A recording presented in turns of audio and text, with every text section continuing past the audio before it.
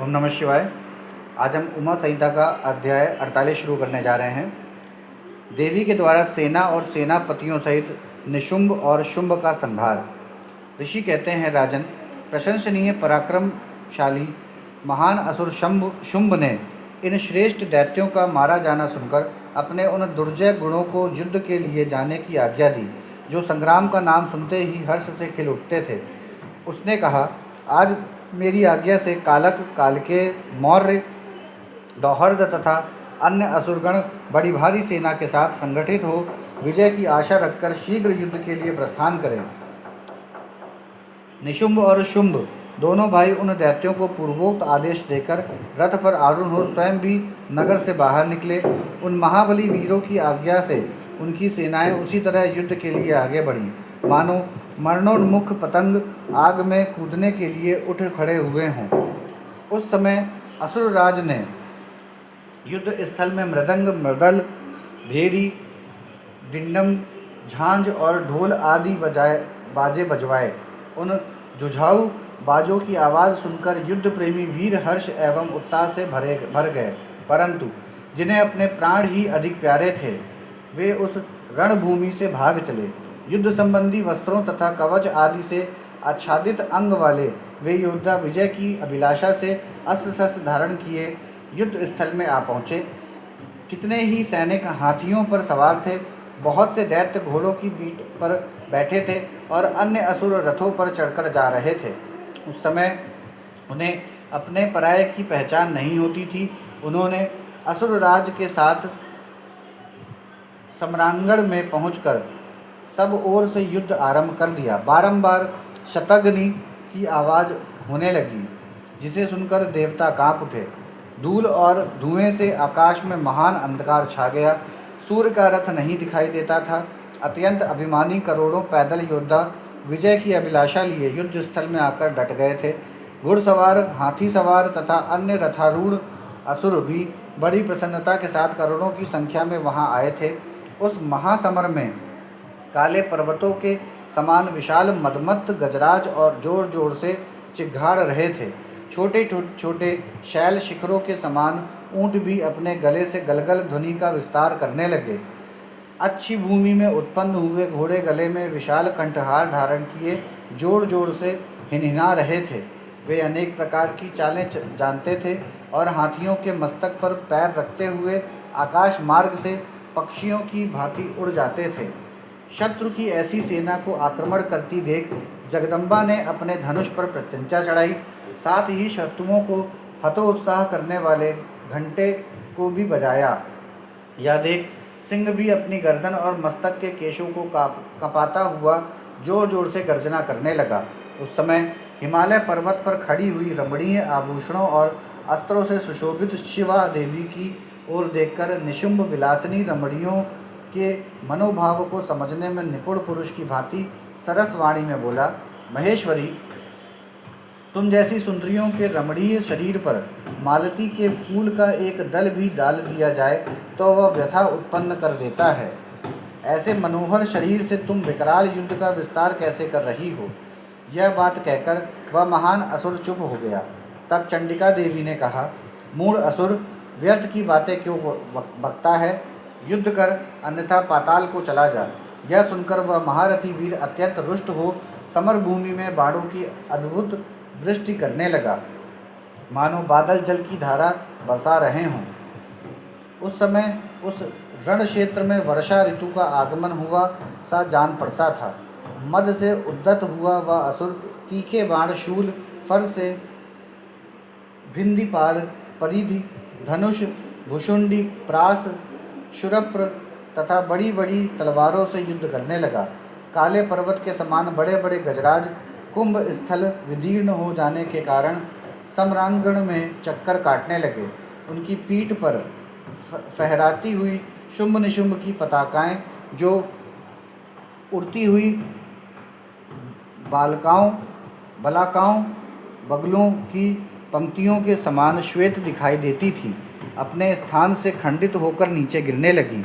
शत विक्षत शरीर वाले दैत्य पृथ्वी पर गिरकर मछलियों के समान तड़प रहे थे। गर्दन कट जाने के कारण घोड़े के समूह बड़े भयंकर दिखाई देते थे। कालिका ने कितने ही दैत्यों को मौत के घाट उतार दिया तथा देवी के वाहन सिंह ने अन्य बहुत से असुरों को अपना आहार बना लिया। उस समय दैत्यों के मारे जाने से उस रणभूमि में रक्त की धारा बहाने वाली कितनी ही नदियां बह चली। सैनिकों के केश पानी में सेवार की भांति दिखाई देते थे और उनकी चादरें सफ़ेद फेन का भ्रम उत्पन्न करती थीं। इस तरह घोर युद्ध होने तथा राक्षसों का महान संहार हो जाने के पश्चात देवी अंबिका ने विष में बुझे हुए तीखे बाणों द्वारा निशंभु को मारकर धाराशाही कर दिया। अपने असीम शक्तिशाली छोटे भाई के मारे जाने पर शुंभ रोष से भर गया और रथ पर बैठकर 8 भुजाओं से युक्त हो महेश्वर प्रिया अंबिका के पास गया। उसने जोर जोर से शंख बजाया और शत्रुओं का दमन करने वाले धनुष की दुस्सह टंकार ध्वनि की तथा देवी का सिंह भी अपने अलायों को हिलाता हुआ दहाड़ने लगा। इन 3 प्रकार की ध्वनियों से आकाशमंडल गूंज उठा। तदंतर जगदम्बा ने अट्टहास किया जिससे समस्त असुर संत्रस्त हो उठे। जब देवी ने शुंभ से कहा कि तुम युद्ध में स्थिरतापूर्वक खड़े रहो, तब देवता बोले, जय हो जगदम्बा की। इस समय दैत्यराज शुंभ ने बड़ी भारी शक्ति छोड़ी जिसकी शिखा से आग की ज्वाला निकल रही थी, परंतु देवी ने एक उल्का के द्वारा उसे मार गिराया। शंभु के चलाए हुए बाणों के देवी के चलाए हुए बाणों के शुंभ ने सहस्त्रों टुकड़े कर दिए। तत्पश्चात चंडिका ने त्रिशूल उठाकर उस महान असुर पर आघात किया। त्रिशूल की चोट से मूर्छित हो वह इंद्र के द्वारा पंख काट दिए जाने पर गिरने वाले पर्वत की भांति आकाश, पृथ्वी तथा समुद्र को कंपित करता हुआ धरती पर गिर पड़ा। तदंतर शूल के आघात से होने वाली व्यथा को सहकर उस महाबली असुर ने 10,000 बाहें धारण कर ली और देवताओं का भी नाश करने में समर्थ चक्रों द्वारा सिंह सहित महेश्वरी शिवा पर आघात करना आरंभ किया। उसके चलाए हुए चक्रों को खेल खेल में ही विदीर्ण करके देवी ने त्रिशूल उठाया और उस असुर पर घातक प्रहार किया। शिवा के लोक पावन पाणि पंकज से मृत्यु को प्राप्त होकर वे दोनों असुर परम पद के भागी हुए। उस महापराक्रमी निशुंभ और भयानक बलशाली शुंभ के मारे जाने पर समस्त दैत्य पाताल में घुस गए। अन्य बहुत से असुरों को काली और सिंह आदि ने खा लिया तथा शेष दैत्य भय से व्याकुल हो 10 दिशाओं में भाग गए। नदियों का जल स्वच्छ हो गया, वे ठीक मार्ग से बहने लगी। मंद मंद वायु बहने लगी जिसका स्पर्श सुखद प्रतीत होता था। आकाश निर्मल हो गया। देवताओं और ब्रह्म ऋषियों ने फिर यज्ञ यज्ञादि आरंभ कर दिए। इंद्र आदि सब देवता सुखी हो गए। प्रभो, दैत्यराज के वध प्रसंग से युक्त इस परम पवित्र उमा चरित्र का जो श्रद्धापूर्वक बारंबार श्रवण या पाठ करता है, वह इस लोक में देव दुर्लभ भोगों का उपभोग करके परलोक में महामाया के प्रसाद से उमाधाम को जाता है। राजन, इस प्रकार शुंभासुर का संहार करने वाली देवी सरस्वती के चरित्र का वर्णन किया गया, जो साक्षात उमा के अंश से प्रकट हुई थी। यहाँ पर हमारा अध्याय 48 समाप्त होता है। अब हम अध्याय 49 शुरू करने जा रहे हैं। देवताओं का गर्व दूर करने के लिए तेज पुंज रूपिणी उमा का प्रादुर्भाव। मुनियों ने कहा, संपूर्ण पदार्थों के पूर्ण ज्ञाता सूत जी, भुवनेश्वरी उमा जिनसे सरस्वती प्रकट हुई थी, अवतार का पुनः वर्णन कीजिए। वे देवी परब्रह्म, मूल प्रकृति ईश्वरी, निराकार होती हुई भी साकार तथा नित्यानंदमयी सती कही जाती हैं। सूत जी ने कहा, तपस्वी मुनियों, आप लोग देवी के उत्तम एवं महान चरित्र को प्रेम पूर्वक सुने, जिसके जानने मात्र से मनुष्य परम गति को प्राप्त होता है। एक समय देवताओं और दानवों में परस्पर युद्ध हुआ। उसमें महामाया के प्रभाव से देवताओं की जीत हो गई। इससे देवताओं को अपनी शूरवीरता पर बड़ा गर्व हुआ वे आत्म प्रशंसा करते हुए इस बात का प्रचार करने लगे कि हम लोग धन्य हैं, धन्यवाद के योग्य हैं। असुर हमारा क्या कर लेंगे? वे हम लोगों का अत्यंत दुस्सह प्रभाव देखकर भयभीत हो भाग चलो कहते हुए पाताल लोक में घुस गए। हमारा बल अद्भुत है, हम में आश्चर्यजनक तेज है। हमारा बल और तेज दैत्य कुल का विनाश करने में समर्थ है। अहो, देवताओं का कैसा सौभाग्य है। इस प्रकार वे जहाँ तहाँ डींगे हाँकने लगे। तदंतर उसी समय उनके समक्ष तेज का एक महान पुंज प्रकट हुआ जो पहले कभी देखने में नहीं आया था। उसे देखकर सब देवता विस्मय से भर गए। वे रुंधे हुए गले से परस्पर पूछने लगे, यह क्या, यह क्या? उन्हें यह पता नहीं था कि यह श्यामा भगवती उमा का उत्कृष्ट प्रभाव है जो देवताओं का अभिमान चूर्ण करने वाला है। उस समय देवराज इंद्र ने देवताओं को आज्ञा दी, तुम लोग जाओ और यथार्थ रूप से परीक्षा करो कि यह कौन है। देवेंद्र के भेजने के से वायुदेव उस तेज पुंज के निकट गए। तब उस तेजो राशि ने उन्हें संबोधित करके पूछा, अजी तुम कौन हो? उस महान तेज के इस प्रकार पूछने पर वायु देवता अभिमान पूर्वक बोले, मैं वायु हूँ, संपूर्ण जगत का प्राण हूँ। मुझ सर्वाधार परमेश्वर में ही यह स्थावर जंगम रूप सारा जगत ओतप्रोत है। मैं ही समस्त विश्व का संचालन करता हूँ। तब उस महातेज ने कहा, वायु, यदि तुम जगत के संचालन में समर्थ हो तो यह तृण रखा हुआ है, इसे अपनी इच्छा के अनुसार चलाओ तो सही। तब वायु देवता ने सभी उपाय करके अपनी सारी शक्ति लगा दी, परंतु वह तिनका अपने स्थान से तिल भर भी ना हटा। इससे वायुदेव लज्जित हो गए। वे चुपचाप हो इंद्र की सभा में लौट गए और अपनी पराजय के साथ वहाँ का सारा वृतांत उन्होंने सुनाया। वे बोले, देवेंद्र, हम सब लोग झूठे ही अपने में सर्वेश्वर होने का अभिमान रखते हैं, क्योंकि किसी छोटी सी वस्तु का भी हम कुछ नहीं कर सकते। तब इंद्र ने बारी बारी से समस्त देवताओं को भेजा। जब वे उसे जानने में समर्थ ना हो सके तब इंद्र स्वयं गए। इंद्र को आते देख वह अत्यंत दुस्सह तेज तत्काल अदृश्य हो गया। इसमें इंद्र बड़े विस्मित हुए और मन ही मन बोले, जिसका ऐसा चरित्र है उसी सर्वेश्वरी की मैं शरण लेता हूँ। सहस्त्र नेत्रधारी इंद्र बारंबार इसी भाव का चिंतन करने लगे। इसी समय निश्चल करुणा में शरीर धारण करने वाली सच्चिदानंद स्वरूपिणी शिवप्रिया उमा उन देवताओं पर दया करने और उनका गर्भ हरने के लिए चैत्र शुक्ला नवमी को दोपहर में वहाँ प्रकट हुई। वे उस तेज पुंज के बीच में विराज रही थीं, अपनी कांति से दसों दिशाओं को प्रकाशित कर रही थीं और समस्त देवताओं को सुस्पष्ट रूप से यह जता रही थीं कि मैं साक्षात परब्रह्म परमात्मा ही हूँ। वे चार हाथों में क्रमशः वर, पाश, अंकुश और अभय धारण किए थीं। श्रुतियाँ साकार होकर उनकी सेवा करती थी। वे बड़ी रमणीय दिखती थीं तथा अपने नूतन यौवन पर उन्हें गर्व था। वे लाल रंग की साड़ी पहने हुए थी। लाल फूलों की माला तथा लाल चंदन से उनका श्रृंगार किया गया था। वे कोटि कोटि कंदर्पों के समान मनोहारिणी तथा करोड़ों चंद्रमाओं के समान चटकीली चांदनी से सुशोभित थीं। सबकी अंतर्यामिणी, समस्त भूतों की साक्षिणी तथा परब्रह्म स्वरूपिणी उन महामाया ने इस प्रकार कहा। उमा बोली, मैं ही परब्रह्म परम ज्योति प्रणव रूपिणी तथा युगल रूप धारिणी हूँ। मैं ही सब कुछ हूँ, मुझसे भिन्न कोई पदार्थ नहीं है। मैं निराकार होकर भी साकार हूँ, सर्वत्र सर्वतत्व स्वरूपिणी हूँ। मेरे गुण अतर्क्य हैं। मैं नित्य स्वरूपा तथा काल कारण रूपिणी हूँ।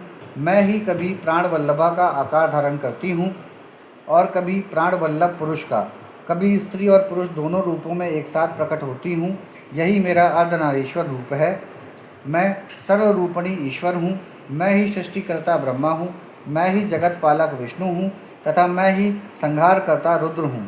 संपूर्ण विश्व को मोह में डालने वाली महामाया मैं ही हूँ। काली, लक्ष्मी और सरस्वती आदि संपूर्ण शक्तियाँ तथा ये सकल कलाएं मेरे अंश से ही प्रकट हुई हैं।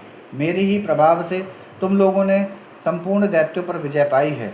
मुझ सर्वविजयी को ना जानकर तुम लोग व्यर्थ ही अपने को सर्वेश्वर मान रहे हो।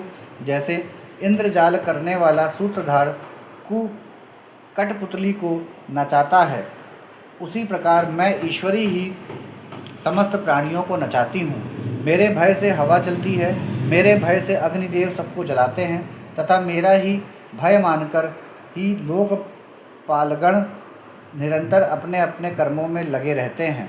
मैं सर्वथा स्वतंत्र हूँ और अपनी लीला से ही कभी देव समुदाय को विजयी बनाती हूँ तथा कभी दैत्यों को।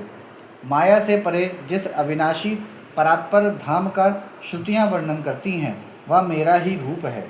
सगुण और निर्गुण ये मेरे दो प्रकार के रूप माने गए हैं। इनमें से प्रथम तो माया युक्त है और दूसरा माया रहित। देवताओं, ऐसा जानकर गर्व छोड़ो और मुझ सनातनी प्रकृति की प्रेम पूर्वक आराधना करो। देवी का यह करुणा युक्त वचन सुन देवता भक्तिभाव से मस्तक झुकाकर उन परमेश्वरी की स्तुति करने लगे। जगदीश्वरी क्षमा करो, परमेश्वरी प्रसन्न हो, माता ऐसी कृपा करो जिससे फिर कभी हमें गर्व ना हो। तब से सब देवता गर्व छोड़ एकाग्र चित्त हो पूर्वोक्त विधि पूर्वक उमा देवी की आराधना करने लगे। ब्राह्मणों, इस प्रकार मैंने तुमसे उमा के प्रादुर्भाव का वर्णन किया है, जिसके श्रवण मात्र से परम पद की प्राप्ति होती है। यहाँ पर हमारा अध्याय 49 समाप्त होता है। अब हम अध्याय 50 शुरू करने जा रहे हैं। देवी के द्वारा दुर्गमासुर का वध तथा उनके दुर्गा, शताक्षी, शाकंभरी और भ्रामरी आदि नाम पड़ने का कारण। मुनियों ने कहा, महाप्राज्य सूत जी, हम सब लोग प्रतिदिन दुर्गा जी का चरित्र सुनना चाहते हैं, अतः आप और किसी अद्भुत लीला तत्व का हमारे समक्ष वर्णन कीजिए। सर्वज्ञ शिरोमणि सूत, आपके मुखारविंद से नाना प्रकार की सुधा सदृश मधुर कथाएं सुनते सुनते हमारा मन कभी तृप्त नहीं होता। सूत जी बोले, मुनियों, दुर्गम नाम से विख्यात एक असुर था, जो रुरु का महाबलवान पुत्र था। उसने ब्रह्मा जी के वरदान से चारों वेदों को अपने हाथों में कर लिया था तथा देवताओं के लिए अजेय बल पाकर उसने भूतल पर बहुत से ऐसे उत्पात किए जिन्हें सुनकर देवलोक में देवता भी कंपित हो उठे। वेदों के अदृश्य हो जाने पर सारी वैदिक क्रिया नष्ट हो चली। उस समय ब्राह्मण और देवता भी दुराचारी हो गए। ना कहीं दान होता था, ना अनंत उग्र तप किया जाता था, ना यज्ञ होता था और ना होम ही किया जाता था। इसका परिणाम यह हुआ कि पृथ्वी पर 100 वर्षों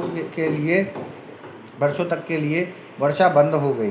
तीनों लोकों में हाहाकार मच गया। सब लोग दुखी हो गए। सबको भूख प्यास का महान कष्ट सताने लगा। कुआं, बावड़ी, सरोवर, सरिताएं और समुद्र भी जल से रहित हो गए। समस्त वृक्ष और लताएं भी सूख गईं। इससे समस्त प्रजाओं के चित्त में बड़ी दीनता आ गई। उनके महान दुख को देखकर सब देवता महेश्वरी योग माया की शरण में गए। देवताओं ने कहा, महामाये, अपनी सारी प्रजा की रक्षा कीजिए। आपके क्रोध को रोको, अपने क्रोध को रोको, अन्यथा सब लोग निश्चय ही नष्ट हो जाएंगे।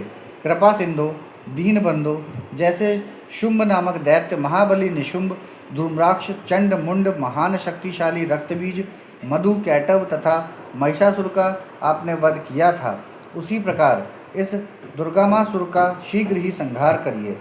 बालकों से पग पग पर अपराध बनता ही रहता है।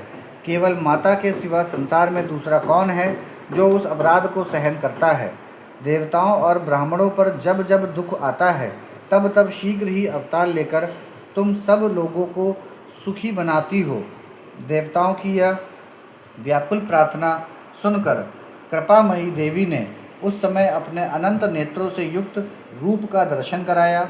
उनका मुखारविंद प्रसन्नता से खिला हुआ था और वे अपने चारों हाथों में क्रमशः धनुष, बाण, कमल तथा नाना प्रकार के फल मूल लिए हुई थी। उस समय प्रजाजनों को कष्ट उठाते देख उनके सभी नेत्रों में करुणा के आंसू छलक आए। वे व्याकुल होकर लगातार 9 दिन और 9 रात रोती रहीं। उन्होंने अपने नेत्रों से अश्रु जल की सहस्रों धाराएं प्रवाहित की। उन धाराओं से सब लोग तृप्त हो गए और समस्त औषधियाँ भी सिंच गईं। सरिताओं और समुद्रों में अगाध जल भर गया। पृथ्वी पर साग और फल मूल के अंकुर उत्पन्न होने लगे। देवी शुद्ध हृदय वाले महात्मा पुरुषों को अपने हाथ में रखे हुए फल बांटने लगी।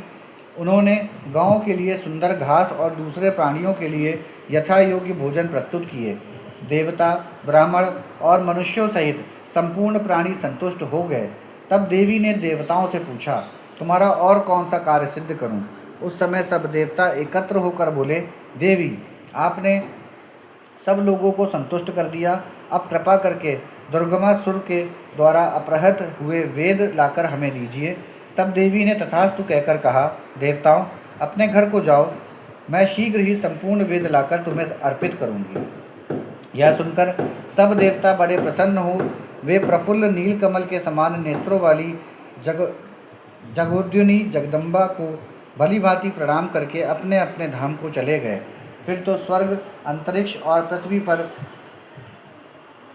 बड़ा भारी कोलाहल मच गया। उसे सुनकर उस भयानक दैत्य ने चारों ओर से देवपुरी को घेर लिया। तब शिवा देवताओं की रक्षा के लिए चारों ओर से तेजोमय मंडल का निर्माण करके स्वयं उस घेरे में बाहर आ गईं। फिर तो देवी और दैत्य दोनों में घोर युद्ध आरंभ हो गया। समारंगण में दोनों ओर से कवच को छिन्न भिन्न कर देने वाले तीखे बाणों की वर्षा होने लगी। इसी बीच में देवी के शरीर से सुंदर रूप वाली काली, तारा, छिन्नमस्ता, श्रीविद्या, भुवनेश्वरी, भैरवी, बगला, धूम्रवा, श्रीमती, त्रिपुर सुंदरी और मातंगी, ये 10 महाविद्याएं अस्त्र शस्त्र लिए निकलीं। तत्पश्चात दिव्य मूर्ति वाली असंख्य मातृकाएं प्रकट हुईं। उन सब ने अपने मस्तक पर चंद्रमा का मुकुट धारण कर रखा था और वे सब की सब विद्युत के समान दीप्तिमती दिखाई देती थीं। इसके बाद उन मातृगणों के साथ दैत्यों का भयंकर युद्ध आरंभ हुआ। उन सब ने मिलकर उस रौरव अथवा दुर्गम दैत्य की 100 अक्षौहिणी सेनाएं नष्ट कर दी। इसके बाद देवी ने त्रिशूल की धार से उस दुर्गम दैत्य को मार डाला। वह दैत्य जड़ से खोदे गए वृक्ष की भांति पृथ्वी पर गिर पड़ा। इस प्रकार ईश्वरी ने उस समय दुर्गमासुर नामक दैत्य को मारकर चारों वेद वापस ले देवताओं को दे दिए। तब देवता बोले, अंबिके, आपने हम लोगों के लिए असंख्य नेत्रों से युक्त रूप धारण कर लिया था, इसीलिए मुनिजन आपको शताक्षी कहते हैं। अपने शरीर से उत्पन्न हुए शाकों द्वारा आपने समस्त लोकों का भरण पोषण किया है, इसीलिए शाकांबरी के नाम से आपकी ख्याति होगी। शिवे, आपने दुर्गम नामक महादैत्य का वध किया है, इसीलिए लोग आप कल्याणमयी भगवती को दुर्गा कहेंगे। योग निद्रे, आपको नमस्कार है। महाबले, आपको नमस्कार है। ज्ञानदायिनी, आपको नमस्कार है। आप जगन माता को बारंबार नमस्कार है। तत्वमसी आदि महाकाव्यों द्वारा जिन परमेश्वरी का ज्ञान होता है, उन अनंत कोटि ब्राह्मणों का संचालन करने वाली भगवती दुर्गा को बारंबार नमस्कार है। माता, आप तक मन, वाणी और शरीर की पहुँच होनी कठिन है। सूर्य, चंद्रमा और अग्नि, ये तीनों आपके नेत्र हैं। हम आपके प्रभाव को नहीं जानते, इसीलिए आपकी स्तुति करने में असमर्थ हैं। सुरेश्वरी, माता शताक्षी को छोड़कर दूसरा कौन है जो हम जैसे अमरों पर दृष्टिपात करके ऐसी दया करे? देवी, आपको सदा ऐसा ही यत्न करना चाहिए जिससे तीनों लोक निरंतर विघ्न बाधाओं से तिरस्कृत ना हों। आप हमारे शत्रुओं का नाश करती रहें। देवी ने कहा, देवताओं, जैसे बछड़ों को देखकर गौएं व्यग्र हो उतावली के साथ उनकी ओर दौड़ती हैं, उसी तरह मैं तुम सबको देखकर व्याकुल हो दौड़ी आती हूँ। तुम्हें ना देखने से मेरा एक क्षण भी युग के समान बीतता है। मैं तुम्हें अपने बच्चों के समान समझती हूँ और तुम्हारे लिए अपने प्राण भी दे सकती हूँ। तुम लोग मेरे प्रति भक्ति भाव से सुशोभित हो, अतः तुम्हें कोई भी चिंता नहीं करनी चाहिए। मैं तुम्हारी सारी आपत्तियों का निवारण करने के लिए सदैव उद्यत हूँ। जैसे पूर्व काल में तुम्हारी रक्षा के लिए मैंने दैत्यों को मारा है, उसी प्रकार आगे भी असुरों का संहार करूंगी। इसमें तुम्हें संशय नहीं करना चाहिए। यह मैं सत्य सत्य कहती हूँ। भविष्य में जब पुनः शुंभ और निशुंभ नाम के दूसरे दैत्य होंगे, उस समय मैं यशोमयी देवी नंद पत्नी यशोदा के गर्भ से योनिज रूप धारण करके गोकुल में उत्पन्न होंगी और यथा समय उन असुरों का वध करूंगी। नंद की पुत्री होने के कारण उस समय मुझे लोग नंदजा कहेंगे। जब मैं भ्रमर का रूप धारण करके अरुण नामक असुर का वध करूंगी, तब संसार के मनुष्य मुझे भ्रामरी कहेंगे। फिर मैं भीम रूप धारण करके राक्षसों को खाने लगूंगी। उस समय मेरा भीमा देवी नाम प्रसिद्ध होगा।